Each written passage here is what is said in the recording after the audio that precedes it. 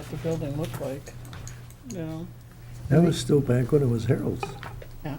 Good afternoon, everybody. I'm calling the meeting to order for the New Ulm Heritage Preservation Commission for Monday, June 23rd, 2014. Has everybody had a chance to read the minutes? I'll be looking for an approval or any corrections. I make approval for the minutes. I'll second that. All right. All in favor? Aye. Aye. Opposed? We'll go on to design review. The Gallery 512. Have you heard anything from them? I have not got any communication back from them. Okay, I'm on the wrong notes here. Excuse me. The Gallery 512 was supposed to come back. Yeah, Yep.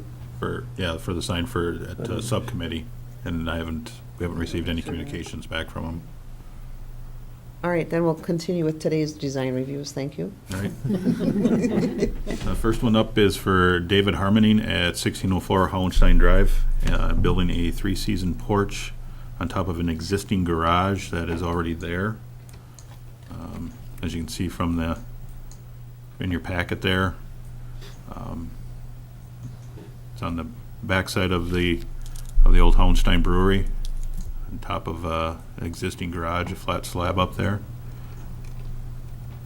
And you can see what he is proposing for the three-season porch on the next picture there. And David's in the audience if you have any questions for him.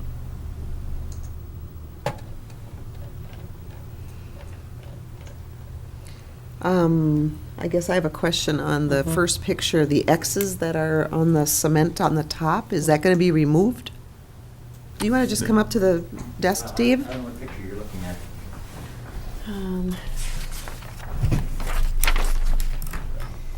Yes, and of course, if you see that, that's what it looks like before I started the demolition. And then there's other pictures that continue on with the progress so far. The X is, of course, what has been removed. I don't know what order your pictures are in there. Well, the next one shows a three-season porch with screens. Okay, yeah, the next one shows the three-season porch. That is, I just basically pulled that off the internet to show you kind of the concept there, where, the existing garage is actually underneath that space there. And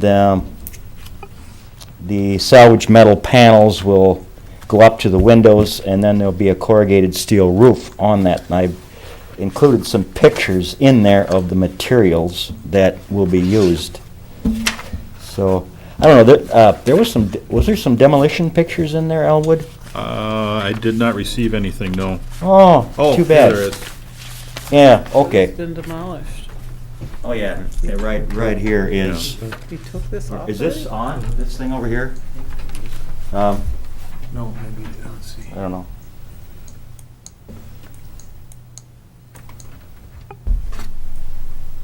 There you go.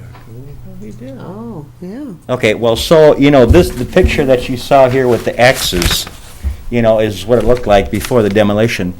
And then you can see here Hoffman Construction comes along and they removed that X'd out portion there. I see that, yep. And so that is gone now. And there's just a floor there, or a deck. And then the structure will be built here soon. David, that Xed out portion, was that just a wall with? Yeah, with- it was Reglets and stuff it was a stud wall with stucco on it. Okay, but it was just open, you could have walked in it before, Yeah. like a parapet wall? Yeah, it was a parapet wall, right. I built that in 1994 because when I bought it in 1993, the previous owner had already demolished the shop and the four-stall garage that continued on to on the south side of the brewery there. See, I had wanted to buy it from Pat Hoffman in 1990 already, But he said, well, I don't know what I'm gonna do with it. You know, I said, Pat, I wanna buy that place from you. He says, I don't know yet. So, in the meantime, between 1990 and 1993, he goes ahead and, you know, removes this structure. But the concrete walls of the garage were still left there. And then I built a floor over the top of it and put some stucco on it in 1994. So it's not the original. I mean, the demolished area there is not the original. So, just a question, is the garage that's left, what year would that have been built? Oh, yeah, that probably dates back way to 1890 or 1900. Okay. See, basically, there's two concrete walls there. You can see the windows, whatever, Right. the windows right here, and there's another window there. Those were there when I bought it. And then the other side, the underneath the shovel there's also, when I bought it, all there was two concrete walls. And then the skid loader just went right down into the cellar to clean everything out at that time. And then I built a wall into the basement so as to, you know, close off the garage there from the basement. Are these cinder block walls or is it poured concrete? It's poured concrete. Poured concrete? Yeah. So, when this building was designated, put on the local register, when we designated this as a historic property in New Ulm, what was designated? Was this building designated as part Yeah. of that process? Yes, it has been, right. Okay. As soon as the Historical Preservation Commission was formed, I believe it was probably 1995 or something, I immediately submitted my application, you know, right there, because I wanted the building preserved, and I want to follow the guidelines, and but it wasn't until 2006 that the city council actually got around to, you know, looking at it and voting on it and stuff like that. So it is designated as a historical property in the city of New Ulm. Most of the brewery is, but this particular building also, this Yes. particular garage, okay. It's Yes. kind of designated as a heritage preservation district. Right. Yeah, oh, And I that's- recall that, it yeah, took a that- while to get Yeah, that there's through. more I than was one on the building commission. involved. Yeah, that'd be correct, Elwood, yes. Okay, so this was it a contributing building in the district? We should, the reason I'm asking these detailed questions is if it's a ancillary building that didn't have a historic purpose or meaning, Mm-hmm. then you can do a lot more with it. If it's a Yeah. building that had historical significance that was contributing in the district, and there should be, Well, I looked at the paperwork on it, and it didn't really say anything about what this garage was. this garage was. It was more of the brewery and the firehouse and, I remember all those buildings. Yeah. That's why I don't remember this building when we yeah, designated I don't remember it. seeing anything on the. So it's on the probably a page. non-contributing building to the district. You just mean the garage or Yeah, actually the building garage, itself? The garage. Oh, yeah, I would say so too, because the original stuff was already mowed down, Okay. it's taken off, So- before I bought it. So when you build this porch above it, were you going to leave that portion of the garage below there? Oh, yes, Okay. right, yeah, the garage will stay a garage, but the Okay. porch will be on top of it. And then the orientation to the street, I'm just a little confused. I should have. That's the alley right there. That's the alley. Yeah. And so the front of the brewery is, Well, if you, Yeah. it's kind of got two fronts as you look out Yeah. from those two windows. If you'd be standing inside the garage and looking out of them, you'd be looking at South Franklin Street. Yeah. And looking down at the, down through the alley, that'd be 16 South as it goes around the curve See, there. I don't Actually, see the other building we're seeing way over on the right, that's where the clothing depot kind of Correct. part Yes, is. that's where the Yeah, clothing right. depot So is. this Right down faces here the is houses Hau- that this are is next to Hauenstein the Drive down there. brewery? Correct. Okay. So actually, it's Yeah, it's not- actually- It's the south side of the see it brewery. or you wouldn't see it? It's the back of the building. You'd have to drive through that alley to see it. Alley to see Correct, it. David? So you Yeah, wouldn't see it if from you're- South If you're on Franklin? Franklin Street, you can see it, so.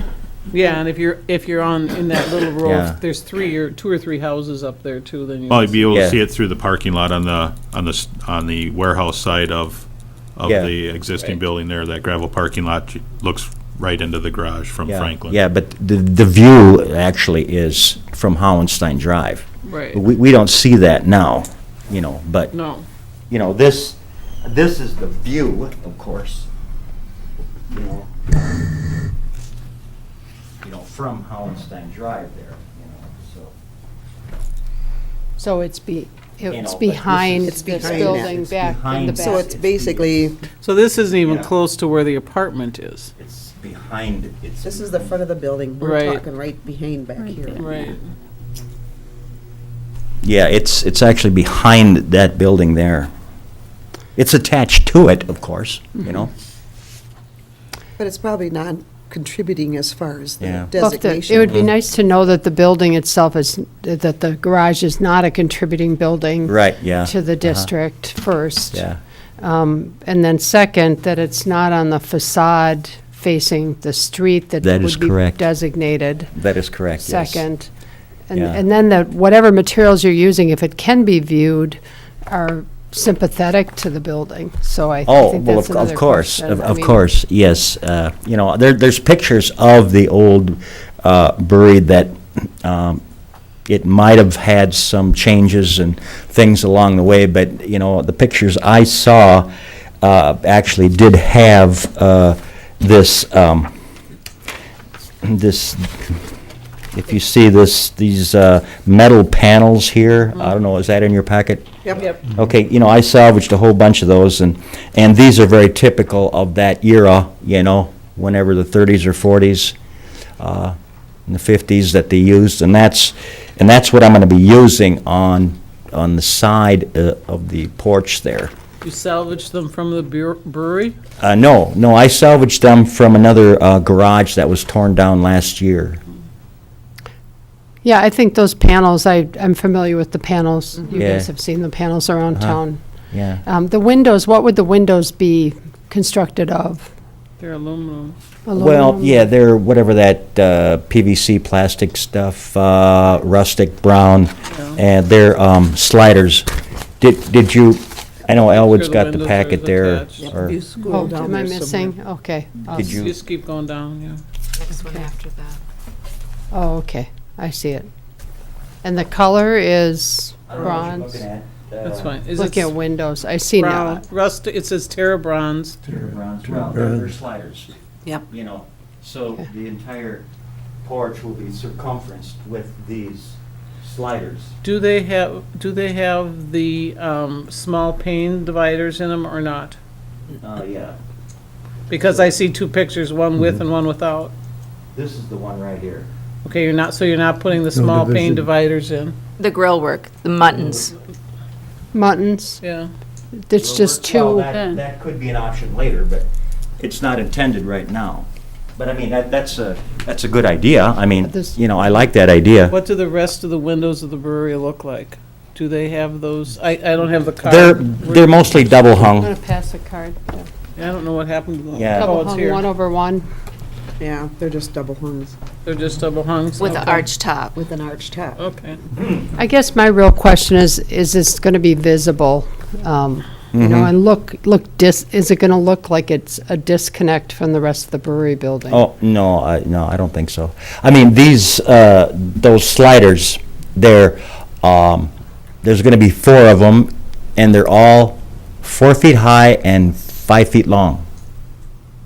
So, You have to drive through the Yeah. alley to really get a clear view of that Yeah. screen porch, and that alley just goes to the neighbors and one other person, and then it's a dead end. So it's not frequently, people don't travel by. And I think the historic significance of the brewery is definitely the front that faces Hollenstein.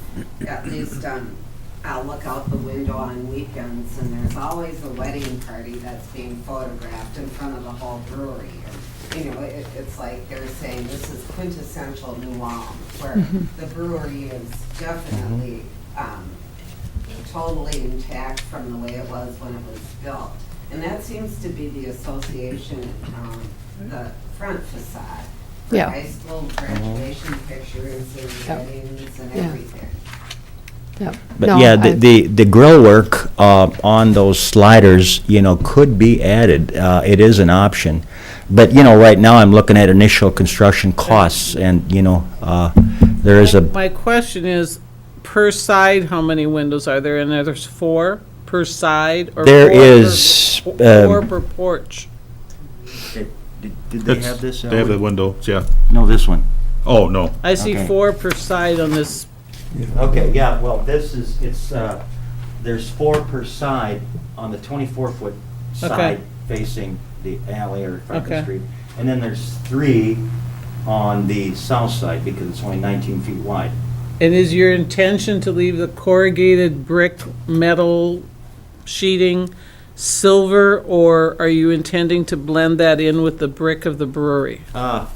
If you have any suggestions, I don't know, possibly, I thought about just leaving it the aluminum color, but granted, the rest of the brewery is painted, and a lot of the stucco is facing Houndstein Drive is painted red, but of course, some of the stucco, on the other wall there is, that's just the way it was from whenever.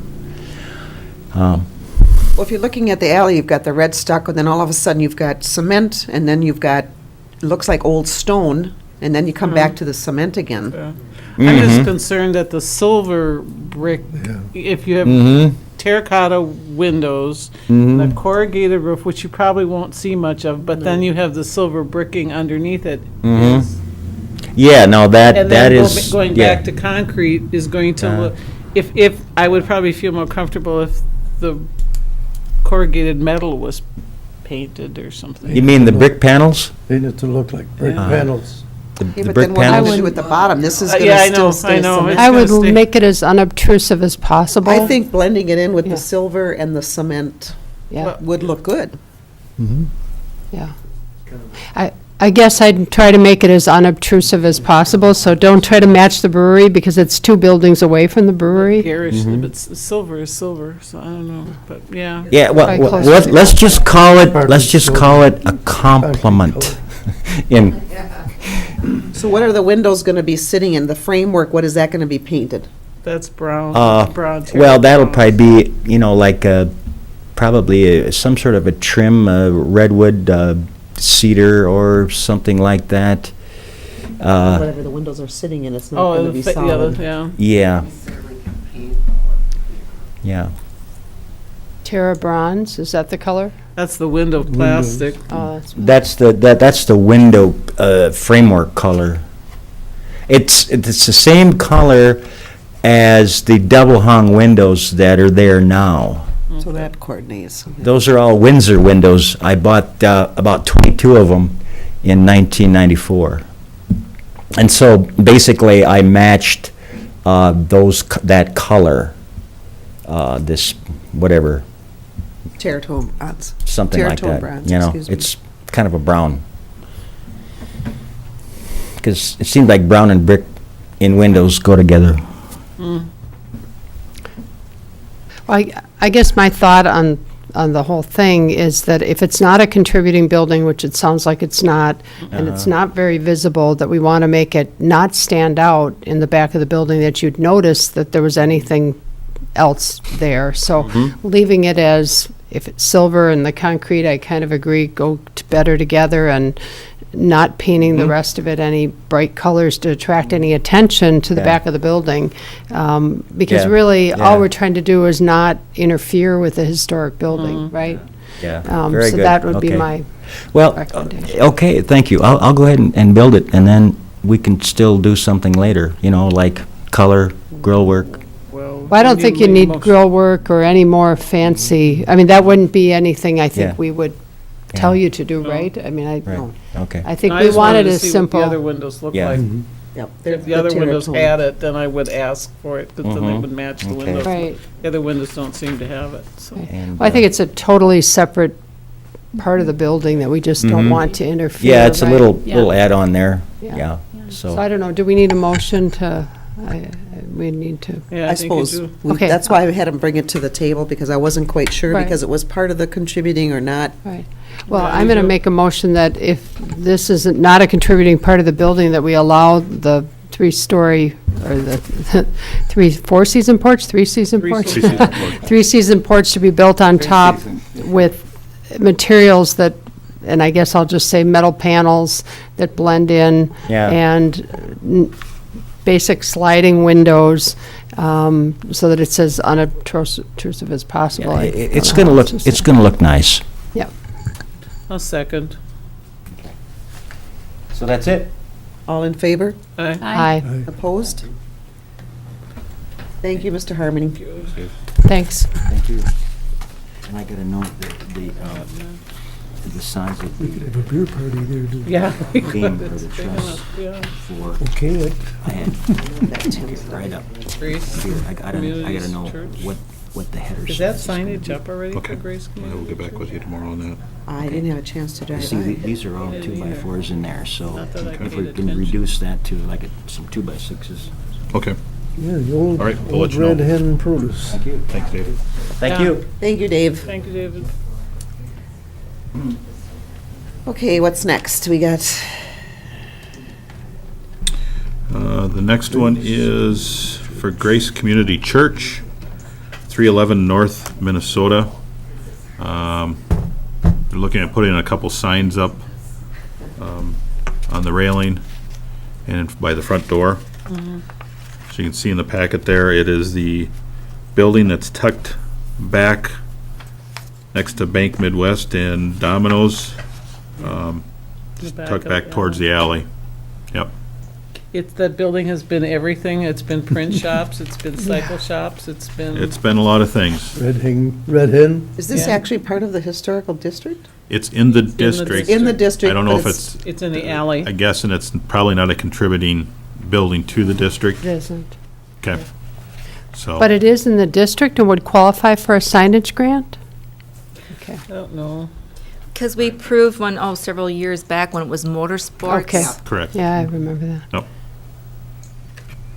Well, there's two signs here, right? Right. Correct. Yep. And the one larger sign that says office, I don't know what size all the letters are, but that looks proportionate. But the other sign, I don't think that meets our signage guidelines at all, which are that a sign would identify, and we're going to talk about this later in the meeting. It's really more of an informational There's piece. too much information. It's way too much. They say people can only read about 7 words on a sign, and we've obviously had more than 7, but this is more like a hours of operation sign than it is a building sign. So I don't think that's a sign that we ought to be, it can be allowed, but I don't think it has something to do with, we shouldn't be paying for that sign in part. Okay. Granting money towards that sign. That'd I be my agree. opinion. Yep. I mean, it's like a sign somebody would put up to say, I'm open these hours, and here's my, office hours, I think my if you look at website. the picture of the two of them on the building that they've mocked up, it looks like a secondary sign anyway. Yeah, it isn't really a branding sign for the No. business No. or for the church in this case, yeah. Otherwise, the regular sign, I think it's fine. it meets Yep. for what they're doing. I think Right. it Okay. should look good. What colors are we talking I'm- about? Doesn't say. Is it a, Is that an orange a brown? pale- or- Well, it's a pale kind of brown, orangish color. The trim around it and the letters are pretty much the same thing with the cross, and then they've got office in black. the one thing I'd say about the sign colors is that white over that pale color isn't visible. So the one thing, I mean, if one of our guidelines is that you should be able to read the sign, I think that's going to be very hard to read that subtext there. Yeah, Can't well, read it. I'm guessing it's not gonna be a lot of traffic going by seeing that sign. It's gonna be the people that are coming into the parking lot. Yeah. Just Yeah. because of the positioning of the building, it's Yeah. it's not gonna be a visible sign from the road. So I think the grace, I can't read the word grace on mine, but I'm assuming Maybe that. the Grace? scan. It just says. Grace Right up Community above. Church office. Can you Oh, see I that? just see. It does say I just grace. see community Yeah, church. I right don't does above say it. I think if you Grace is adjust on your, there. If Oh, you is adjust it? your Picturing thing, it you passing can see around. it a little better. Oh, it does. But I wonder if the scan, Oh, it's got Didn't- people on it Didn't too. pick it up. yeah, the people are on there too. Oh, There's I people didn't in see yellow. that. Yeah, it is. There's I people. guess, I think that the sign is okay. I don't think it's extremely visible, and you're not going to be able to easily see the wording from the street, but it doesn't violate, other than the colors, I'd say, it's fine. Oh, Yeah, that looks better on this. Is yeah. this the one you had? Yeah, It's more visible. Yeah. You know, when it's painted, this is still just done by the printer. Yeah. It might. I think the word grace is still not very visible, but. I agree. And you think that would almost be the one that they would want visible. Yeah. But it's kind of backwards. Too bad the hotel. I I'm sure do- they want the cross to be the main thing that people are seeing. Yeah. Well, you can see the cross, you can see community church, and you can really see office. You can see It's still there. But it's long gone. I'll make a motion to approve the community church office sign, not the informational sign with the pasture and website information. I'll second that. and that's All in just, favor? Oh, excuse me. that's just for the grant, correct? Correct. Yeah. Okay. All in favor? Aye. Aye. Opposed? All right. We'll move on. It's hard to get back up to the agenda. Yeah. Well, there it Playing is. around there. There we Plan go. review training. All right, we're looking for the city report. Elwood. Well, as I showed you, the signs marking the historical buildings downtown on the trim work and putting those new ones up.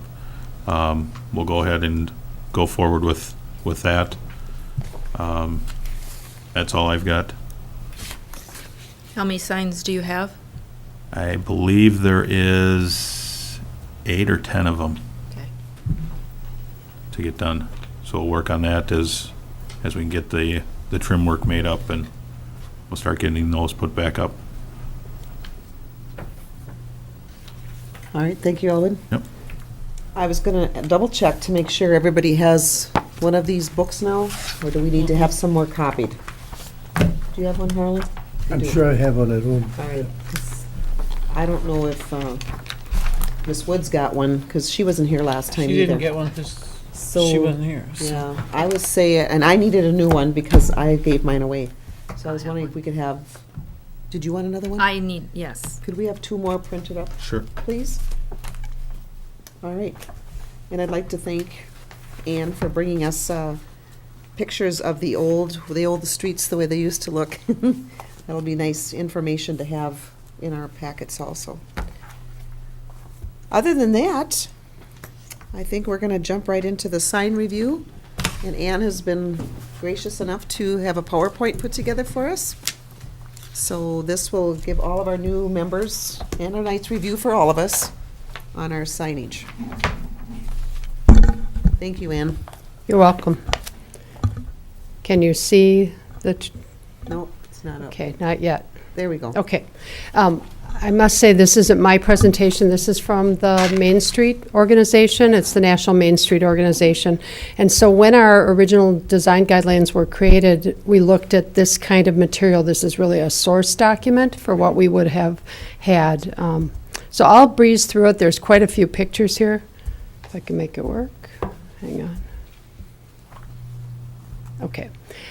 Most of this consists of pictures, and you have the narrative in front of you, which are the notes related to signage guidelines.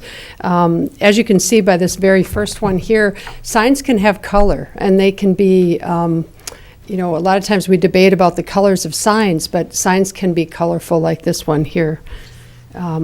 Signs can be out over the street, and we've talked about that before. They can be, it has a lot to do with scale, and what you'll see in your document. Yes. I just have can I ask a question? Sure, while you're going through absolutely. this? You say signs can have color, but we talk so much about color when we see a sign.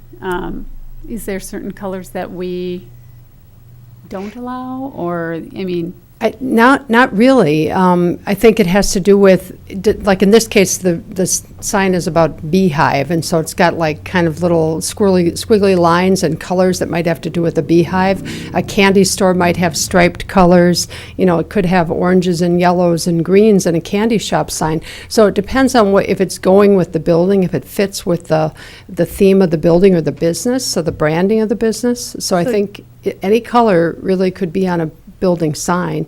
I think some of the design people who are on the committee would weigh in on whether signs have colors that go together, whether they look good together. That's another question. So we would probably never deny a sign because of color.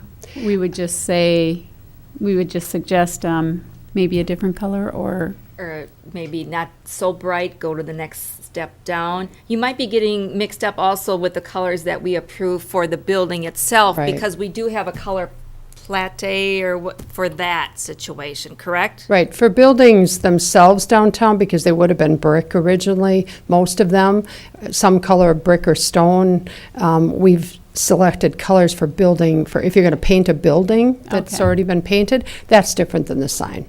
So we would probably not disapprove a sign just based on color, but we might say that we don't think the colors look good together, and it's a judgment. But color in and of itself. I went to a presentation at when I was going through Main Street like preservation leadership training, and it was from somebody who showed tons of buildings with color, and they were very tasteful. And this whole presentation has lots of color in it. These particular signs are sort of old-fashioned signs that you'd see in a downtown, and replicating those would be wonderful.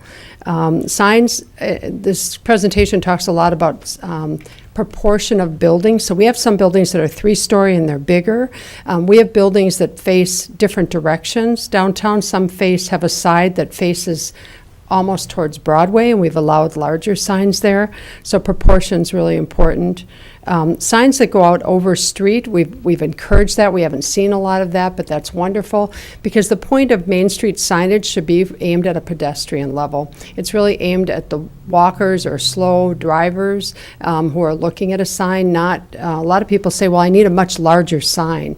And the reason to have a larger sign is if somebody's going to be very far away from that sign. If you're in a pedestrian area and even traffic doesn't move, I don't know, what is it, 25 miles, what is it downtown, 15, 20 miles an hour slow?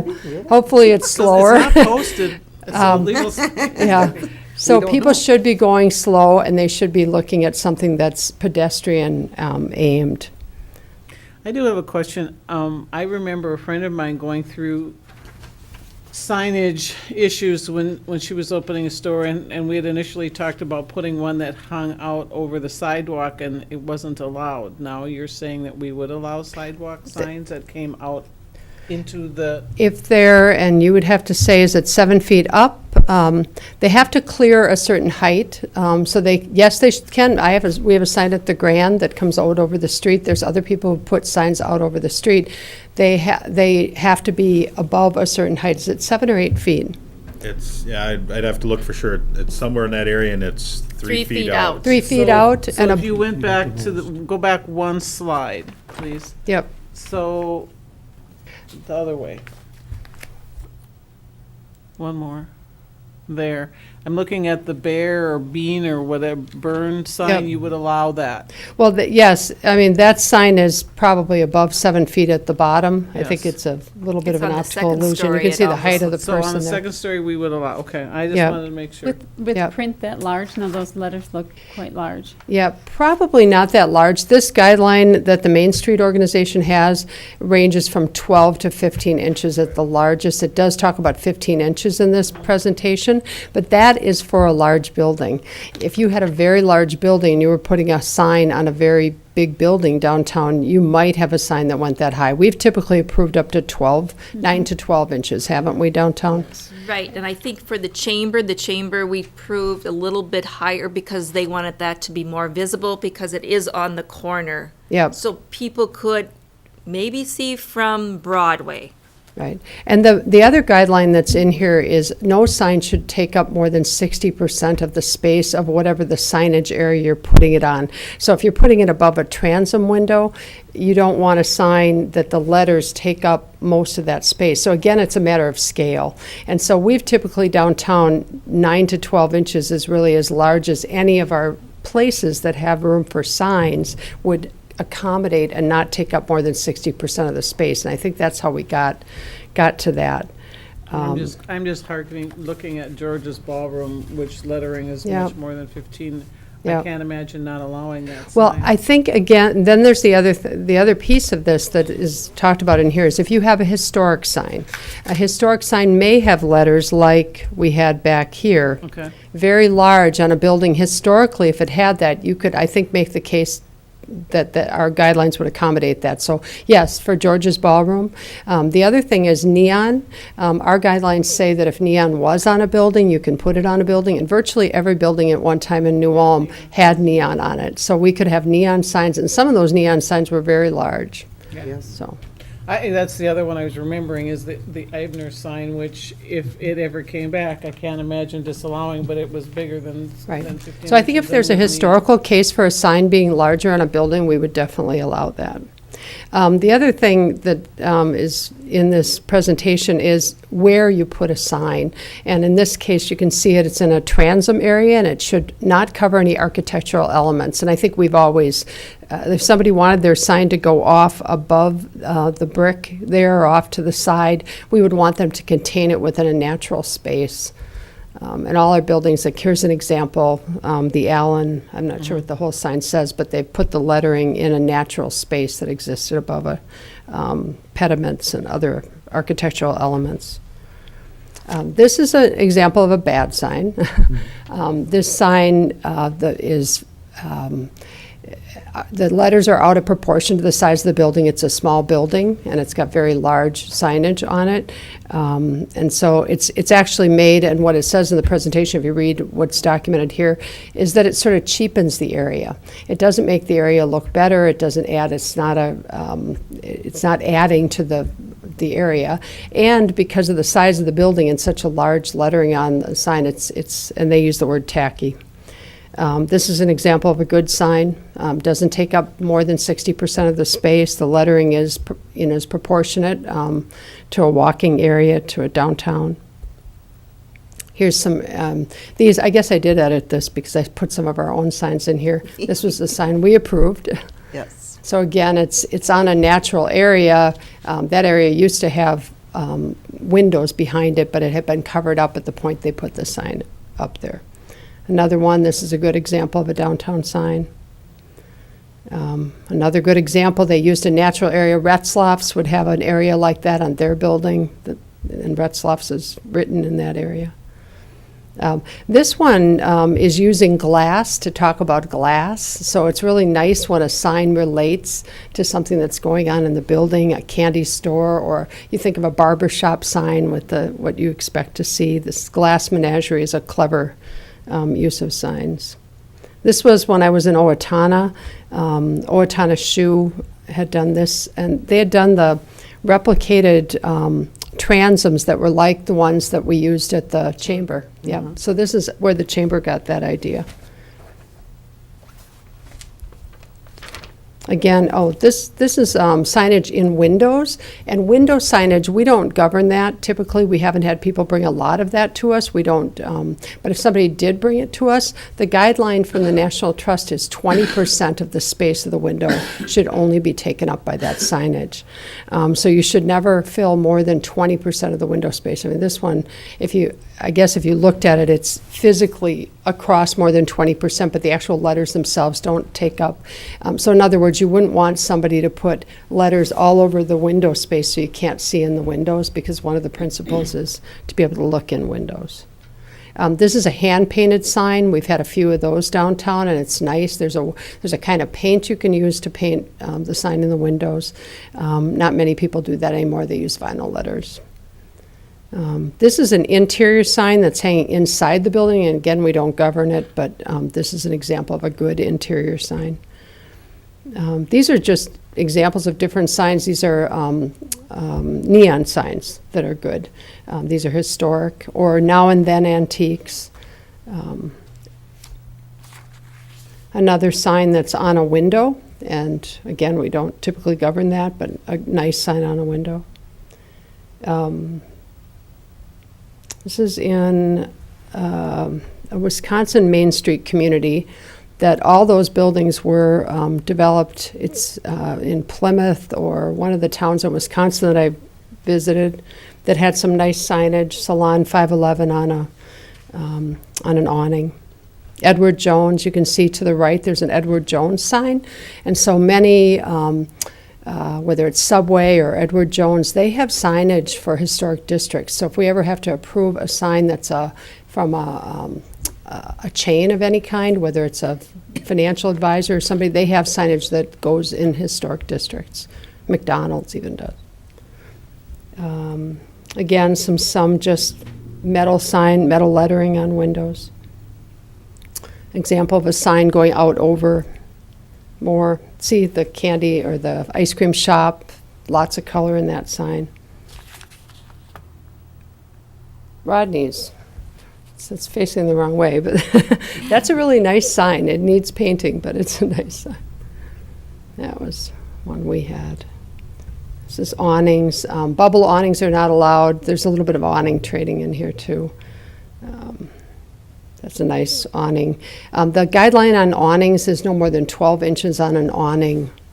The lettering should be no more than 12 inches. These are exterior signs that I know we don't allow those sitting out on the sidewalk that way, but if they were close to a building. Lighting, and that's in our guideline as well, up lighting and down lighting and nice, these are nice lights. I don't know if we've ever had a light that came to us like this, and we would not allow this downtown. Uplighting we would allow. There's historic signage for McDonald's in a district. Some more examples, Starbucks, Subway, as I said, Pizza Hut, all have signs. Ace Hardware has signs in historic districts. This is an example of a historic sign like George's Ballroom that we would allow. Some more historic signs, painted sides of buildings, love to see those come back. This is somebody hand painting a sign. I think we've covered most of it. I think I covered more just more examples. Hand-painted signs come back as well as the I neon. know. I'd like to see more awnings come back to the auction. I would too, especially on your side of on that side of the street. They're, you know. There's a New Ulm historic picture, and you can see all the neon signs in the pictures that I put in there. That End View sign right there is very colorful. That's an Excelsior, and that would be a sign. It's a little out of proportion to the size of the building. I don't know what size those letters are. I don't know if but they're not too far off what we would probably allow. They might be 12 to 15 inches. It's a brand for the building. I think it looks good. Again, I'd want to know the size of those letters. They may be a little bit out of proportion. They kept in the color. I mean, everything matches within the color, and I think that it looks tasteful that way. Yeah, it's very tasteful. And so I thought that was actually a very good sign, and it's an optical shop, so End View, you know.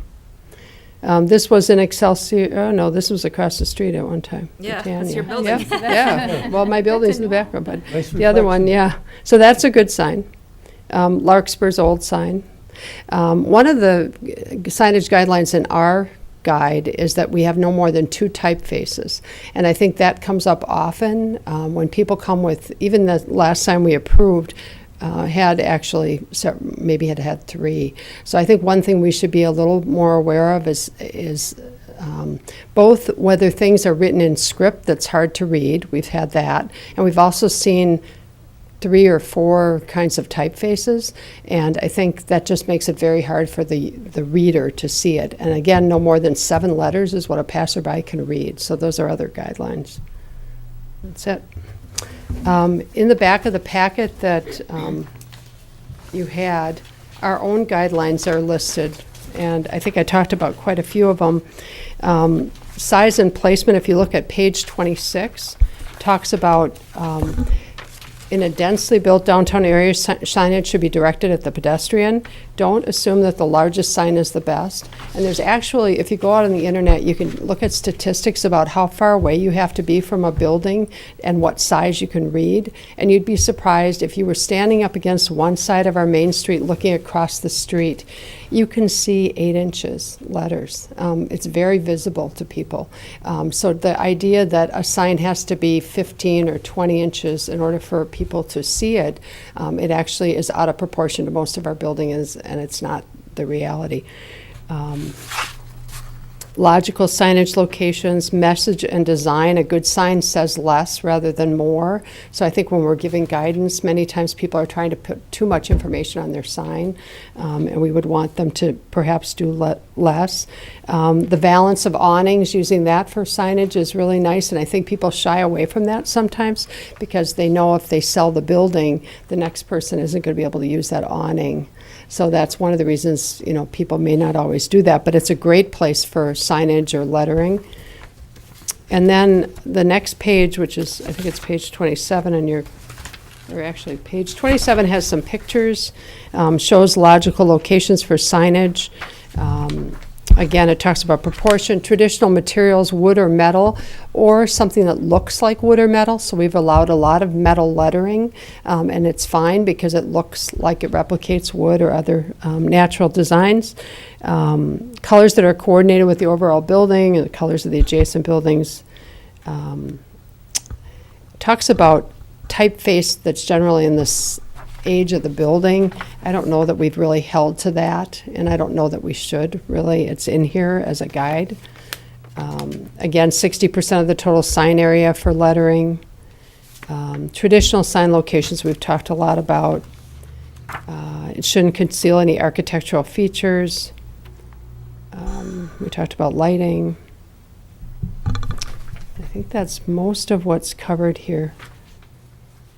Projecting signs, low profile, window signage, bulkhead signs. Lots of places for good signage, so I think, is that a pretty good refresher? I don't know if that's... Yes, it is, Ann. Okay, Thank you very thanks. much. Yep. And like I said, we want to remind everybody too, we're here to guide people. We're not here to tell them, this is what you have to do. So we're here to guide. Thanks, Ann. That was great. welcome. Anybody else have any questions? Otherwise, this meeting is adjourned. Thank you. Thank you.